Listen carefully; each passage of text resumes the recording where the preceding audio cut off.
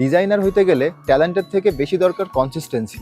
আমাকে দেখেন, আমি একজন অ্যাভারেজ স্টুডেন্ট, আমি কখনোই খুব ভালো মানের স্টুডেন্ট ছিলাম না।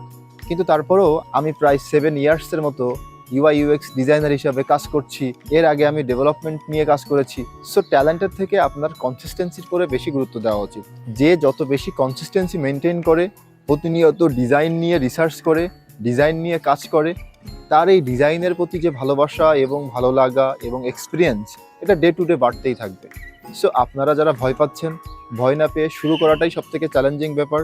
যে শুরু করতে পেরেছে সে আজকে কিছু না কিছু করতে পারবে বা পেরেছে, সেটাই স্বাভাবিক। অনেকেই আমার কাছে প্রশ্ন করেন যে ভাই কিভাবে শুরু করব। শুরু করাটাই সবথেকে চ্যালেঞ্জিং। আপনি আগে মাইন্ডসেট তৈরি করুন যে আপনি ডিজাইনার হইতে চান, এবং সেই অনুযায়ী আপনি প্রতিদিন ডিজাইন নিয়ে বসুন, ডিজাইন নিয়ে কাজ করুন। দেখবেন যে আপনার এই ছোট ছোট স্টেপগুলাই আপনাকে একদিন ডিজাইনার হতে সহায়তা করেছে। যখন আমি এই ফিল্ডে প্রথম এসেছিলাম তখনও আমার মনে হচ্ছিল যে আমি কি আসলে পারবো, কারণ এখানে টপ টপ ইন্ডাস্ট্রি লিডাররা রয়েছে, হাজার হাজার ডিজাইনার রয়েছে। তাদের ভিড়ে আমি কি একটা জব পাবো না পাবো না। দেখেন, এই ইন্ডাস্ট্রিটা অনেক বড়, এখানে অনেক মানুষের দরকার, কিন্তু পর্যাপ্ত স্কিল মানুষ কিন্তু নাই। যার কারণে এই সেক্টরে অনেক ভ্যাকেন্সি এখনো পড়ে রয়েছে।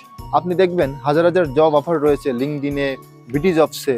সো আপনি যদি শুরু করেন, হয়তো আপনার একটু টাইম লাগবে, 3 থেকে 6 মাস কিংবা 1 বছর, আপনি কিন্তু ডিজাইনার হইতে পারবেন এবং আপনার একটা ভালো ক্যারিয়ার আপনি এই সেক্টরে গড়তে পারবেন।